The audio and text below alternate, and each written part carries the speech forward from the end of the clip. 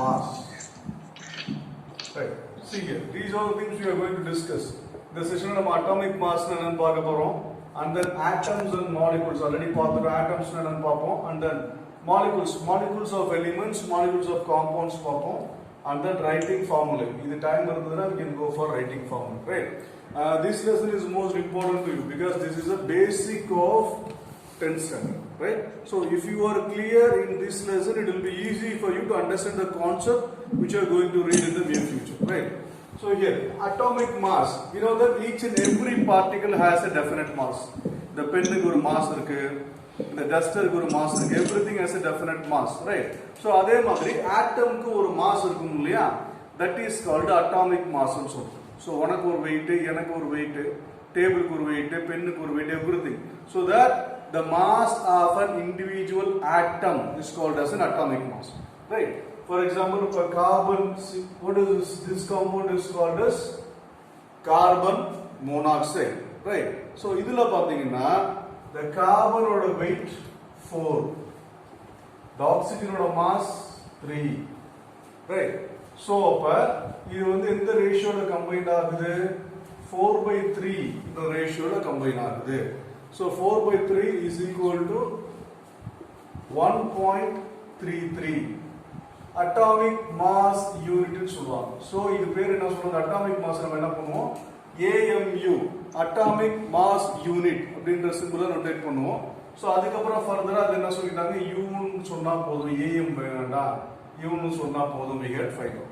So atomic mass is nothing but the mass of an individual atom. ஒவ்வொன்றுத்துக்கும் ஒரு weight இருக்கு இல்லையா? அதுதான் வந்து atomic mass. ஒரு ஆட்டத்தினுடைய mass is called as an atomic mass. Right.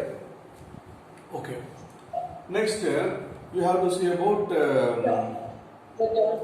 இப்போ பாத்தீங்கன்னா that is here 1 gram of carbon combines with 1.33 grams of oxygen. So this is called the ratio. That is the atomic mass ratio. So இப்போ இந்த atomic mass identify பண்றதுக்கு they had different ideas, right? So அதுக்கு they had coined one thing as a standard. Carbon 12 இருக்கு இல்லையா? C ன்றது carbon உங்களுக்கு தெரியும். C12 ன்றது carbon 12. That is an isotope. Isotope in the sense it will be having the same atomic number but different mass number. Atomic number 1 இருந்து mass number different இருந்துச்சுனா that is called an isotope, right? So C12 is an isotope of carbon. In the C12 they make it as standard. இதுதான் standard. அதாவது இதுக்கு மேல வந்து எந்த ஒரு ஆட்டத்தோட mass நம்ம கால்குலேட் பண்ணணும்னாலும் நம்ம எப்படி சொல்ல போறோம்? C12 ல கம்பேர் பண்ணி தான் சொல்ல போறோம். C12 ல இத்தனை பங்கு ஹைட்ரஜனோட மாஸ் என்ன? C12 ல ஒரு பகுதி ஹைட்ரஜனோட மாஸ். இந்த மாதிரி எல்லா ஆட்டத்தோட மாஸ் நம்ம எதோட கம்பேர் பண்ண போறோம்? இந்த C12 ஓட கம்பேர் பண்ணோம். The C12 isotope is made as a standard for calculating the atomic mass of other elements, right? And that இது எப்படி சொல்லலாம்னா இப்போ இந்த C12 இருக்கு இல்லையா? Imagine this is called C12. இப்போ இந்த bundle of books நான் வச்சிருக்கேன் இல்லையா? இதுதான் வந்து C12 ஞாபகம் வச்சுக்கோங்க. Just an assumption. இதான் வந்து ஒரு கார்பன் C12 ஆட்டம், ரைட்?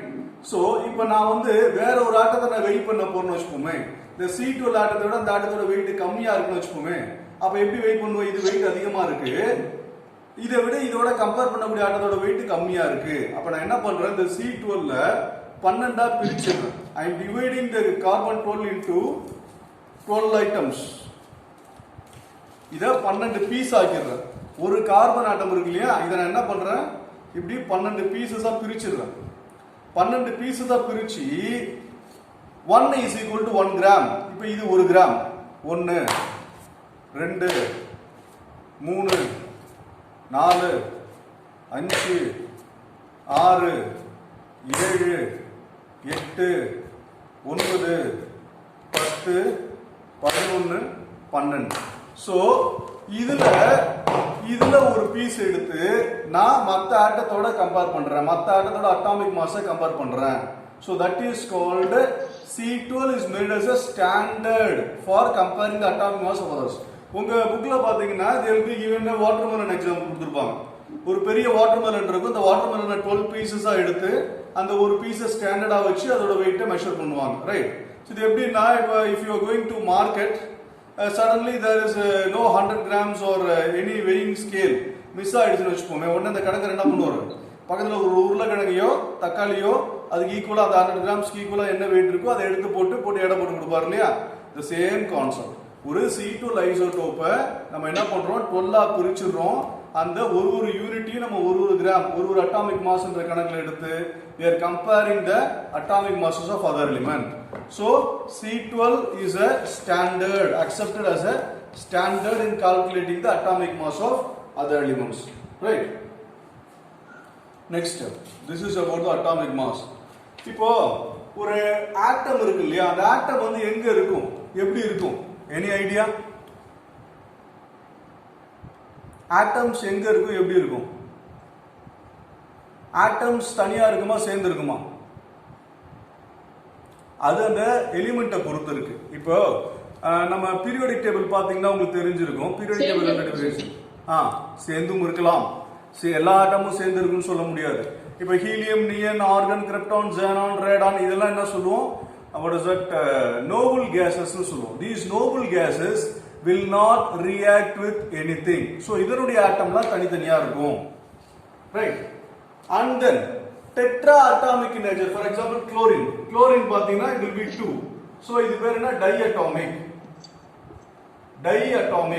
ஏன் இது ரெண்டா தான் ஜாயின் பண்ணி இருக்கும். diatomic ரெண்டா ஜாயின் பண்ணி இருக்கும். chlorine, hydrogen, oxygen. so this is called atomicity.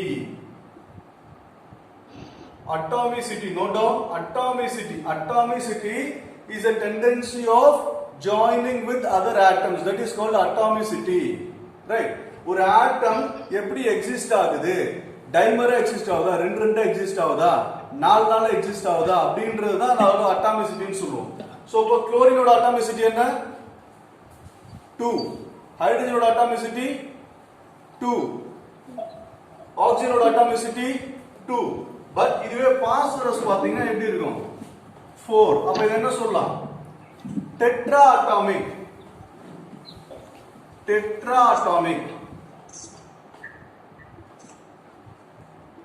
so phosphorus oda atomicity enna 4. so it is tetraatomic. so hydrogen diatomic, oxygen diatomic, chlorine diatomic, phosphorus tetraatomic in nature. sulfur enna, it is polyatomic in nature. adu different ah combine agum. so polyatomic in nature. so this is called atomicity. this is called which is polyatomic, sir? sulfur is polyatomic in nature. okay, sir.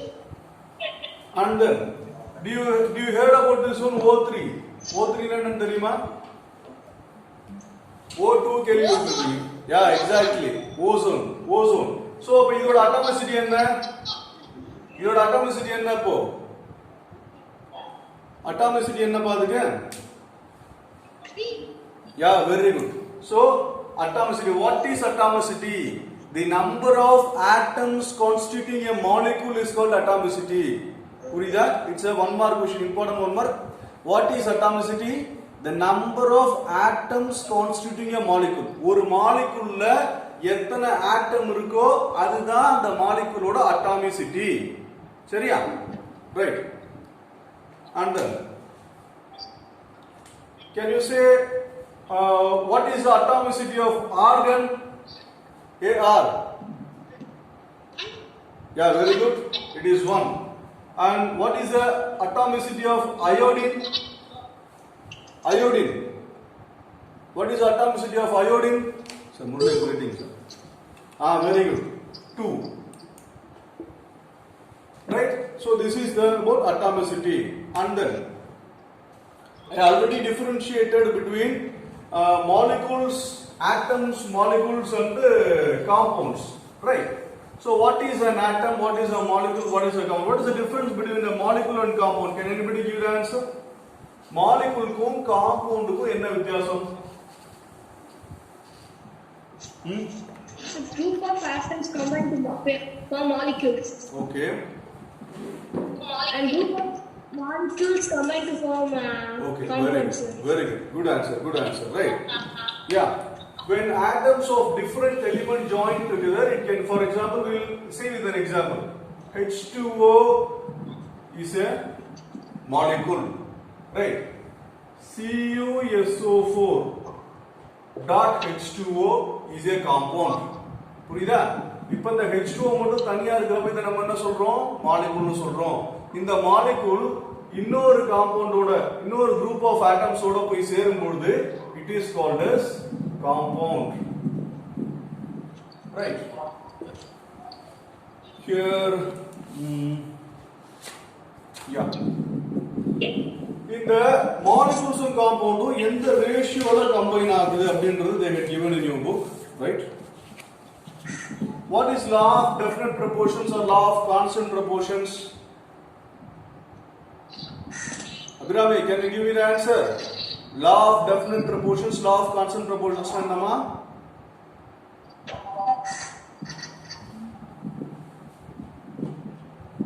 நான் எழுதுறேன், அதை பார்த்தாவது you can understand.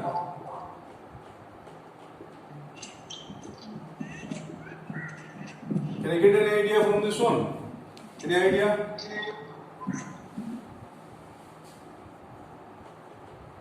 You have an idea?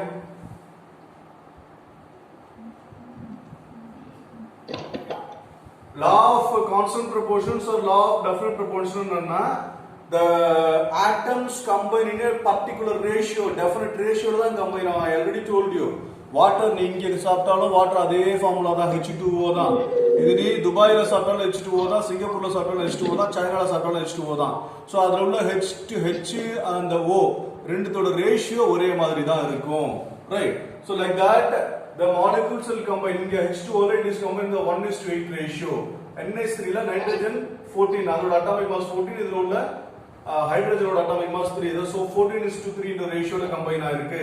Carbon dioxide is combined in the ratio 3:8 என்ற ரேஷியோல combine ஆயிருக்கு. Right? So this you have to understand that the combination ratio of the atoms in a compound or in a molecule. Right? This is a combination ratio. Next, what is an ion? Ion na நான் already சொல்லிருக்கேன். Ion. இப்போ I will give you some examples. This is CuSO4 நம்ம முன்னாடியே பார்த்தோம் இல்லையா? CuSO4 ன்றது ஒரு compound பார்த்தோம். சரியா? இந்த CuSO4 எப்படி உடையுதுன்னா Cu2+ ஆகவும் SO4 2- ஆகவும் உடையுது. சரியா?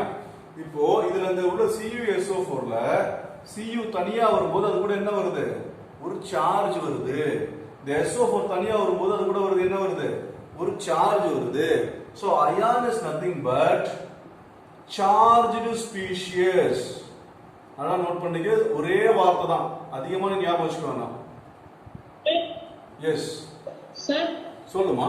Sir, we can say that charged particle is called ions. என்னப்பா? What particles? என்ன particles? Charged particles. Yes. ரெண்டு Charged particles. Correct.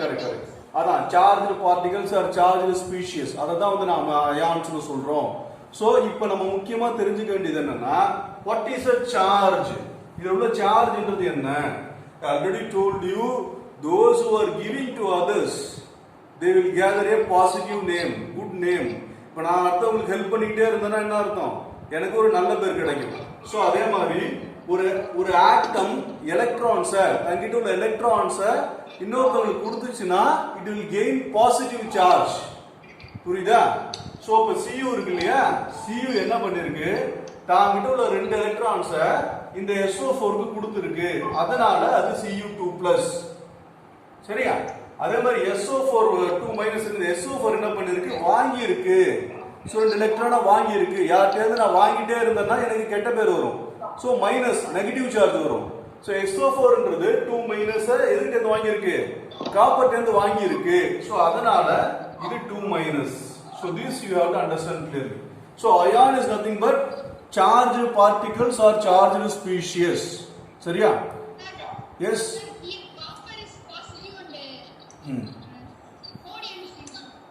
Sodium. Where is sodium here? Yeah.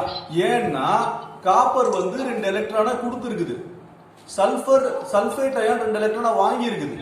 அதனால Cu2+ னு சொல்றோம், இத SO4 மைனஸ் சொல்றோம். அது இன்னும் டீடைலா பார்க்கலாம். சரியா? Right. So this you have to understand. Ion is nothing but charged particle or charged species. இப்போ என்ன பண்ண போறோம்னா, ஃபர்ஸ்ட் நெக்ஸ்ட் வந்து நம்ம கெமிக்கல் ஃபார்முலா எழுதணும். அதுக்கு முன்னாடி you should know the structure of an atom. The structure of an atom வந்து நம்ம பார்ப்போம், பட் இன்னும் டீடைலா நம்ம பார்த்துடலாம்.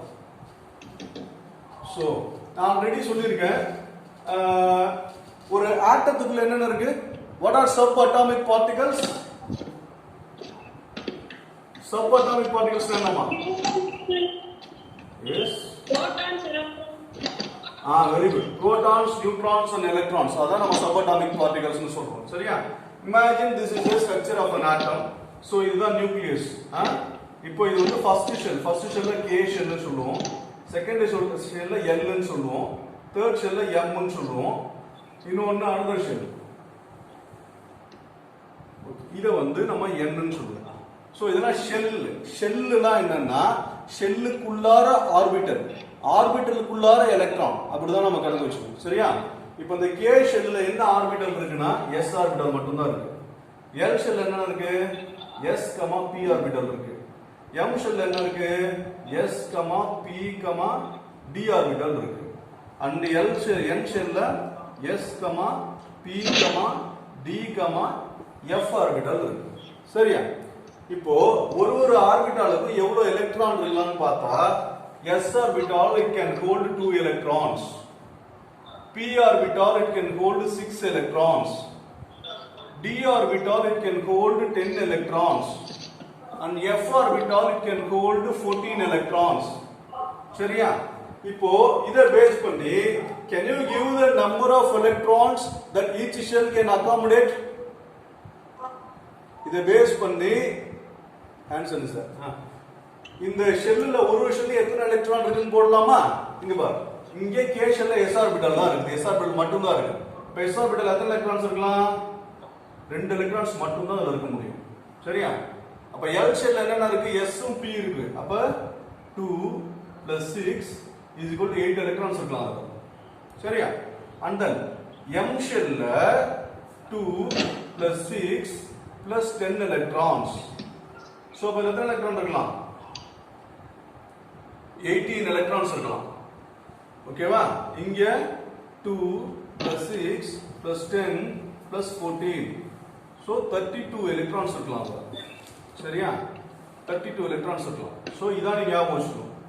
2 8 18 32. அப்ப ஒரு ஷெல்லுலயும் எத்தனை எலக்ட்ரான் இருக்குன்றது உனக்கு தெரியணும். சரியா? இது தெரிஞ்சாதான் நீ வேலன்சி கண்டுபிடிக்க முடியும். வேலன்சி கண்டுபிடிச்சாதான் you can identify the nature of the compound. So this is one method. இதுல இன்னொரு மெத்தட் கூட நம்ம பண்ணலாம். இந்த நம்பரை கிராஸ் செக் பண்றதுக்கு you have the formula 2n². I already told you 2n². n is nothing but number of the shell. So இது first shell, இது second shell, இது third shell, fourth shell. Substitute பண்ணி சொல்லுங்க, எத்தனை எலக்ட்ரான் வரும்னு சொல்லுங்க. 2n².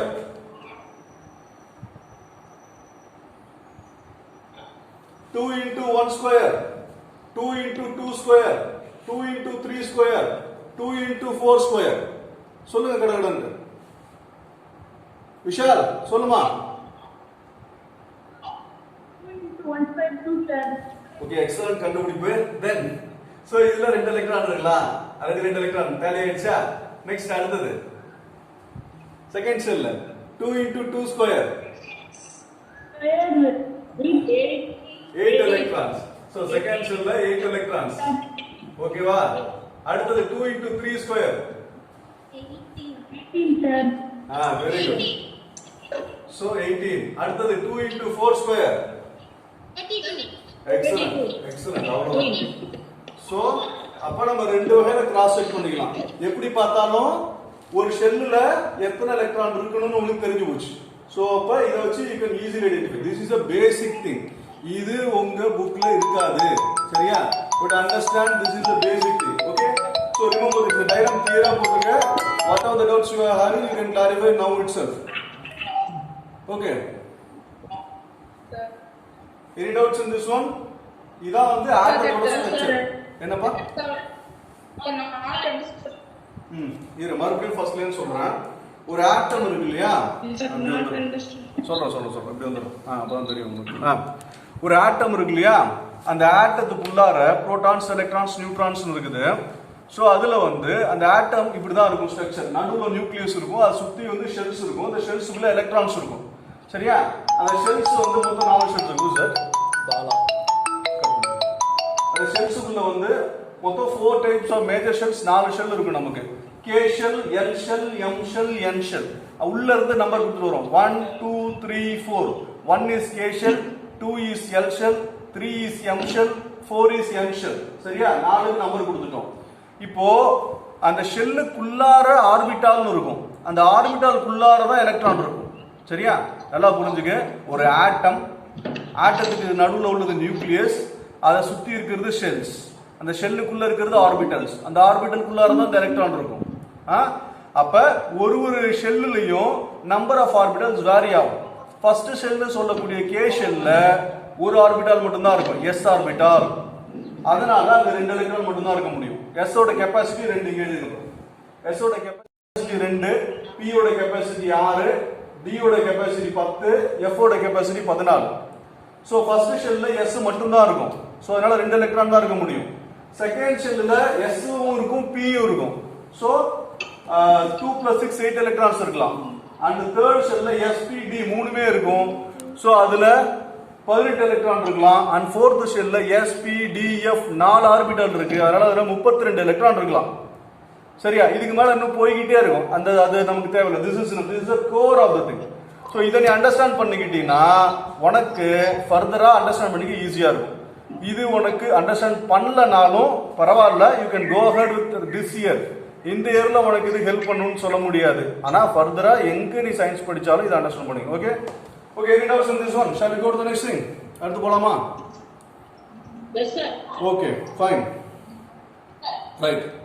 இப்போதான் வந்து நம்ம முக்கியமான பார்ட்டுக்கு போறோம். அயான் என்னன்னு பார்த்தாச்சு. Ionic compounds. அயானிக் காம்பவுண்ட்ஸ்னா அயான்ஸ் மூலமா ஃபார்ம் ஆகுறது ionic compounds. Right. Who is coming late? Okay. Next, do you have books in your hand? Books irukapa? இல்லையா? அதுல page number 37 they had given. Okay, நான் சொல்றேன், ஒன்றும் பிரச்சனை இல்லை. So, shall I rub this one? இது ஓகேவா?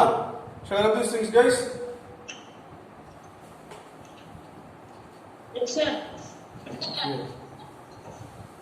Sir. Okay. So, இப்போ வேலன்ஸ் என்னன்னு பார்ப்போம்.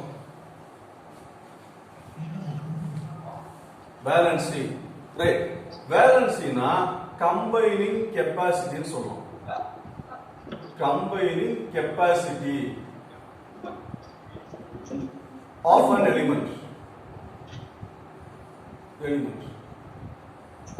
அதாவது ஒரு எலிமெண்ட் மற்ற எலிமெண்ட்ஸோட எப்படி ரியாக்ட் பண்ணும், எப்படி கம்பைன் பண்ணும் அப்படின்றத இந்த வேலன்சியை பொறுத்து தான் நம்ம டிசைட் பண்ணுறோம். Yeah, I am repeating the thing. Valency is nothing but the combining capacity of an element. Valency is having books, sir. No problem. Da books பத்திலாம் கவலையே இல்ல. நான் போர்ட்ல உள்ளத அப்படியே காப்பி பண்ணேன். That will be a great thing for you. Right? So இப்போ நான் என்ன பண்ண போறேன்? உங்ககிட்ட வேலன்சினா என்னன்னு கேட்க போறேன். வேலன்சினா என்னன்னா புரிய மாட்டேங்குது. அதாவது லாஸ்ட் ஷெல் இருக்கு இல்லையா, அதுதான் நம்ம வேலன்ஸ் ஷெல்னு சொல்லுவோம். ஒரு எலிமெண்ட் லாஸ்ட் ஷெல் தான் வேலன்ஸ் ஷெல்னு சொல்லுவோம். அதுல உள்ள எலக்ட்ரான்ஸ் தான் வேலன்ஸ் எலக்ட்ரான் சொல்லுவோம். அதுல அது எத்தனை எலக்ட்ரான்ஸ் கொடுக்க முடியுதோ அல்லது எத்தனை எலக்ட்ரான்ஸ் அதை வாங்கிக்க முடியுதோ அதுதான் அதோடைய valence. Let me see with an example. Right. இப்போ வந்து சோடியம் இது ஒரு எலிமெண்ட். ரைட். சோடியத்தோட அட்டாமிக் நம்பர் 11. இப்போ நீங்க என்ன பண்ணுங்க, இந்த சோடியத்துக்கு அட்டாமிக் ஸ்ட்ரக்சர் வரைங்க பார்க்கலாம். That is called electron dot ஸ்ட்ரக்சர்னு சொல்லுவோம். இப்போ சோடியத்துக்கு நான் முன்னாடி போட்டேன் இல்லையா ஒரு எலக்ட்ரான் அட்டாமிக் ஸ்ட்ரக்சர் அந்த மாதிரி போடுறேன். So sodium. சோடியத்தில் எத்தனை எலக்ட்ரான் இருக்கு? 11 எலக்ட்ரான்ஸ் தான் இருக்கு. அதனால 2 போதும். டேய் somebody screenshot. Who is that? யாருப்பா அது ஸ்கிரீன்ஷாட் பண்ணிருக்கிறது? சாமுவேல். தூக்கி வெளில போடுங்க. பாப்போம். Listen here, if you are disturbing the class like this, I'll throw you out. No other way for me. So listen here. So இங்க இந்த சோடியம் ஆட்டம் இருக்கு. சோடியத்துல மொத்தம் 11 எலக்ட்ரான்ஸ் இருக்கு. இந்த 11 எலக்ட்ரான்ஸ் இந்த சோடியம் ஆட்டத்துல எப்படி சீட்டா இருக்குன்னு உங்களால சொல்ல முடியுமா? சோடியத்துல மொத்தம் 11 எலக்ட்ரான் இருக்குமா? இந்த 11 எலக்ட்ரான் எந்தெந்த இடத்துல இருக்குன்னு உங்களால சொல்ல முடியுமா? I had told you the arrangement of electrons. 4 shell இருக்கு. Yeah. First shell 2, second shell 9. Second shell ஓட கெபாசிட்டி என்னப்பா? 8. அப்ப எப்படி 9 இருக்க முடியும் அதுல? செகண்ட் ஷெல்லோட கெபாசிட்டி 8 தானே? அப்ப தேர்ட் ஷெல்ல ஒரு எலக்ட்ரான் இருக்கும். புரியுதா ஸ்ரீகிருஷ்ணா? கரெக்ட். ஸ்ரீகிருஷ்ணா சொன்னது கரெக்ட். பட் சின்ன மாடிஃபிகேஷன். நான் 2 போட்டதுனால அவர் 2 சொல்லிட்டான். 3 லைன் போட்டுறதா 3 சொல்லிட்டு இருப்பான். ஓகே. சோ இப்போ இதுல 2 எலக்ட்ரான் இருக்கு. இங்க பாரு. நான் வரையறது பேரு தான் எலக்ட்ரான் டாட் ஸ்ட்ரக்சர். அதாவது எலக்ட்ரானை டாட் மூலமா ரெப்ரசன்ட் பண்றோம். சோ ஃபர்ஸ்ட் ஷெல்ல 2 எலக்ட்ரான், செகண்ட் ஷெல்ல எஸ்மா 1 2 3 4 5 6 7 8. So second shell 8 electrons போட்டிருக்கேன். ஃபர்ஸ்ட் ஷெல்ல 2 electrons போட்டிருக்கேன். இந்த லாஸ்ட் ஷெல்ல ஒரு எலக்ட்ரான் இருக்கும். சரியா? சோ இதுதான் வந்து சோடியத்தோட atomic structure or electron dot structure. இது பேர் என்ன? Electron dot structure. Electron dot structure. சரியா? இப்போ இதே மாதிரி குளோரினுக்கு போட முடியுமா? குளோரினோட அட்டாமிக் நம்பர் 17. குளோரினுக்கு போட முடியுமா? Try it on your own. நான் போட்ட மாதிரி குளோரின் போடுங்க. லாஸ்ட் வரைஞ்ச டயகிராம் ரெஃபரன்ஸ் வச்சுக்கோங்க.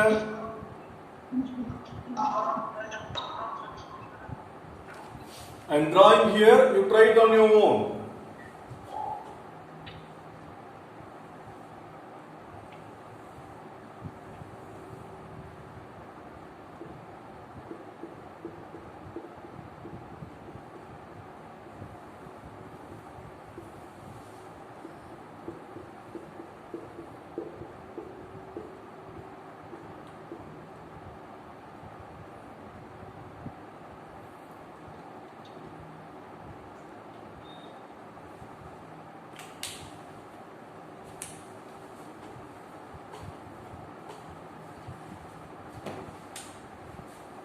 போட்டீங்களாமா? 2 8 1 2 3 4 5 6. ஓகே போட்டாச்சா? அபிராமி போட்டியா? டயகிராம் போட்டியா? Show me your diagram Abirami. அப்படியே கேமரா தூக்கி காமி பாப்போம். என்ன போட்டுருக்கா திருப்பி தூக்கு காமிங்க. I have to see your note.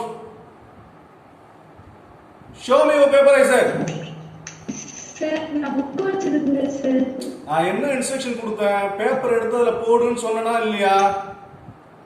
Okay sir நான் போட்டுறேன் sir. Do it now and show it to me then. Vishal போட்டியா? Vishal unmute yourself and talk. Yes sir. Show me the picture. One note agami. Okay fine. Good. So look here. இப்போ நாம சில conditions தெரிஞ்சுக்கணும். அதாவது எப்படின்னா ஒரு ஆட்டம் எப்ப stable, ஒரு ஆட்டம் எப்ப வந்து ரியாக்ட் பண்ணாது அப்படின்னு பார்த்தா 3 கண்டிஷன்ஸ் இருக்கு. ஒன்னு கம்ப்ளீட்லி ஃபில்,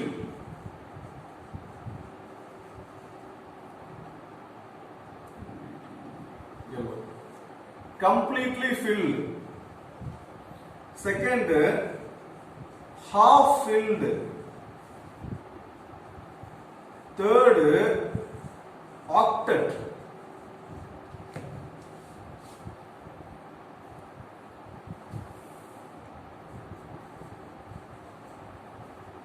Octet rule.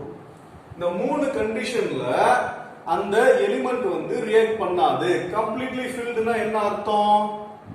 ஒரு ஆட்டத்துல உள்ள எல்லா ஷெல்லுமே முழுசா ஃபில் ஆயிருக்கணும். ஃபில் ஆயிருக்குன்னா என்ன? இப்ப சோடியத்தை எடுத்துக்கோங்க. ஃபர்ஸ்ட் ஷெல் எத்தனை எலக்ட்ரான்ஸ் இருக்கணும்? 2. செகண்ட் ஷெல் எத்தனை எலக்ட்ரான்ஸ் இருக்கணும்? 8. தேர்ட் ஷெல் எத்தனை எலக்ட்ரான்ஸ் இருக்கணும்? 18. ரைட்.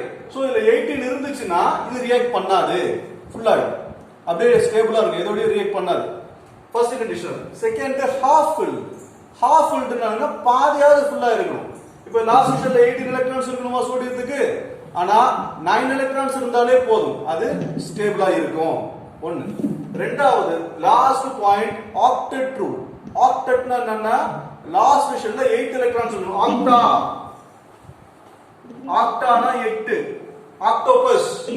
ஆக்டா 8 எலக்ட்ரான் இருக்கணும். சோ இந்த மூணு கண்டிஷன் இருந்தா எஸ், இந்த மூணு கண்டிஷன் இருந்தா அந்த ஆட்டம் ஸ்டேபிளா இருக்கும், ரியாக்ட் பண்ணாது. இந்த மூணு கண்டிஷன்ல ஏதாவது ஒன்று சாட்டிஸ்ஃபை ஆகலனா கூட இந்த மூணு கண்டிஷன்ல ஏதாவது ஒரு கண்டிஷன் அடையிறதுக்கு தட் வில் பி என்ன சொல்றது, தவிச்சிட்டு இருக்கும். இந்த மூணுல ஏதாவது ஒரு ஸ்டேஜ் போறது தவிச்சிட்டு இருக்கும். சோ அது எய்தர் ஆட்டத்தை கொடுத்தோ ஆட்டத்தை வாங்கியோ அந்த கண்டிஷனை சாட்டிஸ்ஃபை பண்ணிடும். சோ அதான் இப்ப நம்ம பார்க்க போறோம். இந்த மூணு கண்டிஷன் புரியுதா? கிளியர்? ஈஸ்வர், தேர்ட் கண்டிஷன் பேரு ஆக்டெட் ரூல்டா. ஆக்டெட்னா ஆக்டானா 8 எலக்ட்ரான் இருக்கணும். லாஸ்ட் ஷெல்ல 8 எலக்ட்ரான்ஸ் இருந்தா அது ஸ்டேபிள். சரியா? தேர்ட் கண்டிஷன் பேரு ஆக்டெட் ரூல்மா. Octet rule. ஆக்டானா 8, லாஸ்ட் ஷெல்ல 8 எலக்ட்ரான்ஸ் இருந்தா அது ஸ்டேபிள். சரியா? லாஸ்ட் ஷெல் ஓ தெரியலையா உங்களுக்கு? ரைட். அதாவது ஒரு ஆட்டம் எப்பலாம் ஸ்டேபிள் அப்படின்னு பார்த்தா நம்ம சொன்ன மாதிரி அந்த நம்பர் ஆஃப் எலக்ட்ரான்ஸ் ஒரு ஷெல் எவ்வளவு இருக்குன்னு பார்த்தோம் இல்லையா? அந்த எலக்ட்ரான்ஸ் எல்லாம் ஃபில்லா இருந்துச்சுன்னா, கம்ப்ளீட்டா இருந்துச்சுன்னா ஸ்டேபிள். நம்பர் 1. செகண்ட், ஹாஃப் ஃபில்டா இருந்துச்சுன்னா, ஃபார் எக்ஸாம்பிள் ஒரு ஷெல்ல 18 எலக்ட்ரான்ஸ் இருக்கணும் அப்படின்னா 18 இருந்தா ஸ்டேபிள், 9 இருந்தா ஸ்டேபிள், அப்படி இல்லைன்னா ஆக்டெட் ரூல் 8 இருந்தா ஸ்டேபிள். இந்த மூணு கண்டிஷன் தான். சரியா? இப்போ இந்த ரெண்டு ஆட்டத்தை எடுத்துக்கோங்க. இது சோடியம் ஆட்டம், இது குளோரின் ஆட்டம். இதுல லாஸ்ட்ல எத்தனை, லாஸ்ட் ஷெல்ல எத்தனை எலக்ட்ரான்ஸ் இருக்கு சோடியத்துல? 1. குளோரின்ல லாஸ்ட் ஷெல்ல எத்தனை எலக்ட்ரான்ஸ் இருக்கு? 7. இந்த லாஸ்ட் ஷெல் இருக்கு இல்லையா, இது பேரு தான் வேலன்ஸ் ஷெல். வேலன்ஸ் ஷெல், கடைசி ஷெல், அது பேரு தான் வேலன்ஸ் ஷெல். லாஸ்ட்ல உள்ள வேலன்ஸ் ஷெல் உள்ள எலக்ட்ரான்ஸ் இருக்கு இல்லையா, அதுதான் valence electrons. So what is the number of valence electrons present in chlorine? 2. Chlorine ல valence electrons எத்தனை இருக்கு? valence electrons னா valence shell ல உள்ள number of electrons. 7. Yeah, very good. The valence shell electrons in chlorine is 7. The valence shell electrons in sodium is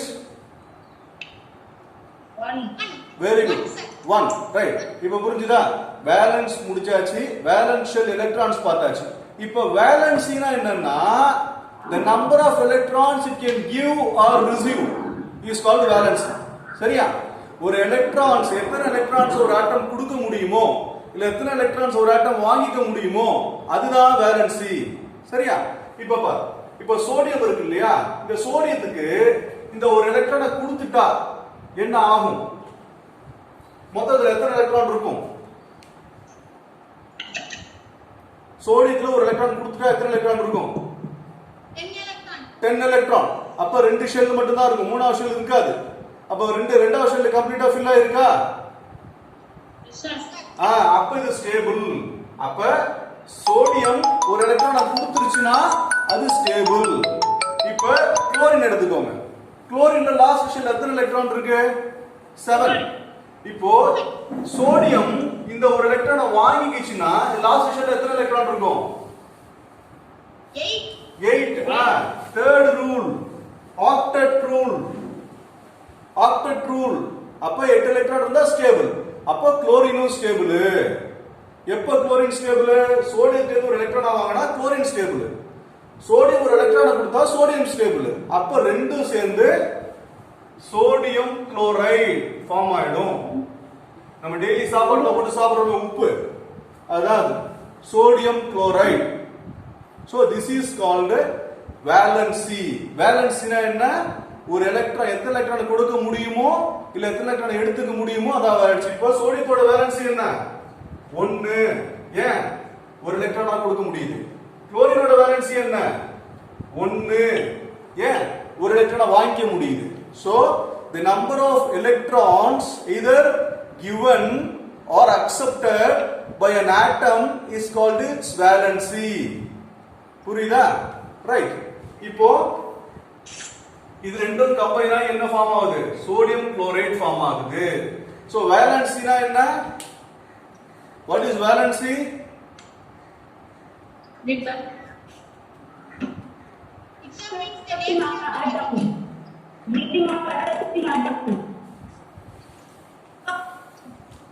Giving atom or accepting atom.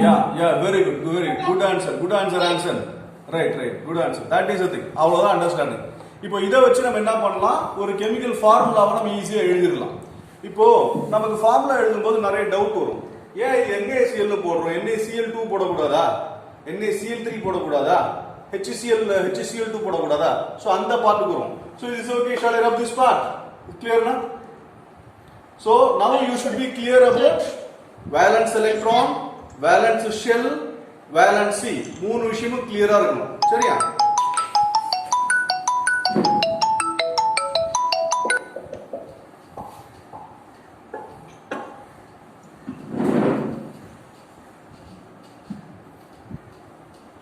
இப்போ now we are going to see about the chemical formula. இது ரொம்ப big task. இதனால நம்ம ஆரம்பிக்கலாம். If it is possible, we will complete in this class, or else we can go to the next class. Right? இப்போ chemical இப்போ ஒரு ஆட்டத்துக்கும் அந்த மாதிரி நம்ம வேலன்ஸ் சொல்ல முடியும். சரியா? இப்போ நான் சொல்றேன் சில அயான்ஸோட நேம் எழுதுறேன். அதெல்லாம் ஏன் அப்படி இருக்கு அது என்ன நீங்க சொல்லலாம். Right? Na+, K+, Zn2+, Cu2+, Fe3+. இதுக்கெல்லாம் என்ன அர்த்தம் நீங்க சொல்ல முடியுமா? Na+னா என்ன அர்த்தம்? என்ன அர்த்தம்? What is meaning? That's one cell. Yeah, அது சொல்லலாம். Correct. What you are saying is right Shri Krishna. இப்போ நான் என்ன சொல்லிருக்கேன்? பிளஸ்னா என்ன கொடுத்துட்டு தான் அர்த்தம். So it is able to donate one electron. That is a right meaning. Right? So அப்ப இதோட வேலன்சின்றது என்ன? 1. சரியா? அப்ப K+ னா அதோட வேலன்சி 1. Zn2+ னா என்ன அர்த்தம்? Amritavarshini. 2 valency. Look here. What is Zn2+ means? Yes? என்னமா அர்த்தம் Zn2+ னா? Zn2+ னா what is the meaning part? Yeah, it can give 2 electrons. Right? இதோட atomic number 29. 29 க்கு எலக்ட்ரான் டாட் ஸ்ட்ரக்சர் வரைஞ்சு பார்த்தீனா உனக்கு அது 2 எலக்ட்ரான்ஸ் கொடுத்தா ஸ்டேபிள் இந்த ஸ்டேட் வரும். சரியா? காப்பர். சாரி. இது 30. Right? காப்பர். அது 2 electrons கொடுக்கும். சோ இதெல்லாம் என்னது? the charge எதை மென்ஷன் பண்ணுது? it's nothing but the valency. Right? இதெல்லாம் தான் valency. சோ அதோட சார்ஜ் அது எதை மென்ஷன் பண்ணுது? it is a valency. Plus ஆ இருந்தா it is ready to give the electrons. Minus ஆ இருந்தா it's ready to accept the electrons. சரியா? இப்போ நான் சொல்றேன் ஒரு காம்பவுண்ட் எழுதுறேன். அந்த காம்பவுண்டோட வேலன்சி நீங்க சொல்ல முடியுமான்னு பாருங்க. HCl.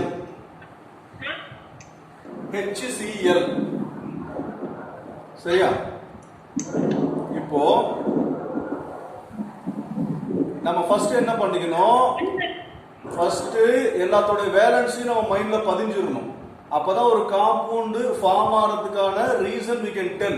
Right? We have to know the valency. இப்போ ஹைட்ரஜனுக்கு the atomic number is 1. Chlorine க்கு the atomic number is 17. So what is the valency of chlorine? Bhavya, valency I am saying, I am not asking valence electrons, Bhavya. Valency. Valency. Bhavya, சொல்லு. Unmute yourself and tell. Unmute yourself. சொல்லுமா. Valency என்னம்மா? அப்படியே பார்த்துனே இரு. Valence electrons வந்து number 7 மா 7 electron இருக்கு. ஒரு எலக்ட்ரானை வாங்கினா தானே 8. அப்ப அதோட வேலன்சி 1. சரியா? Right. So this is the thing. இத நம்ம இப்படி கூட கிறிஸ்டாஸ் பண்ணிக்கலாம். இப்போ இதனுடைய வேலன்சிக்கு இப்போ ஃபார் எக்ஸாம்பிள் H+Cl இருக்குன்னு வெச்சுக்கேன். இதனுடைய வேலன்சிக்கு நம்பர் ஆஃப் ஆட்டம்ஸ் இருக்கணும். இதனுடைய வேலன்சிக்கு நம்பர் ஆஃப் ஆட்டம்ஸ் இப்படி இருக்கணும். சரி, I will go with another example which is given in your bill. வேற என்ன கொடுத்திருக்காங்க? யா. ஹியர். இப்போ MgCl சேர்ந்து ஒரு காம்பவுண்ட் உருவாக போகுது. சரியா? MgCl சேர்ந்து ஒரு காம்பவுண்ட் உருவாக போகுது. Mg ஓட வேலன்சி என்ன? நம்ம இப்படியே போட்டுக்குமே. நான் போட்டேன். இப்போ Mg ஓட வேலன்சி என்ன? 2 ரைட்டா? Cl ஓட வேலன்சி உங்களுக்கு தெரியும். What's the valency of Cl? 1 right.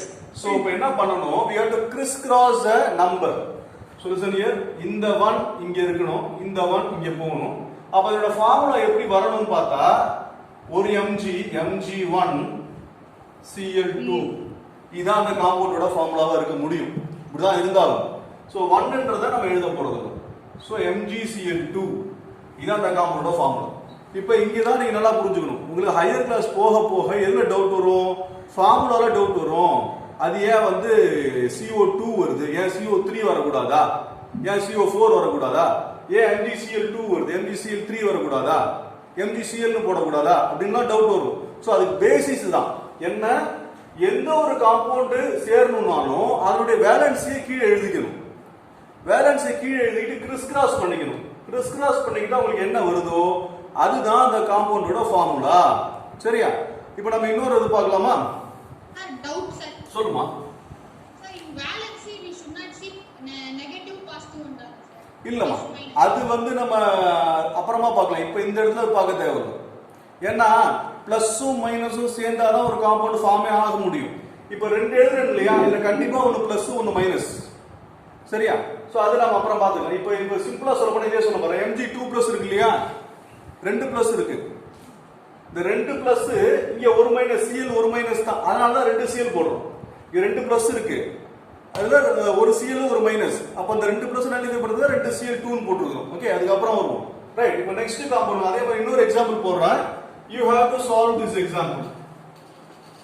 இப்போ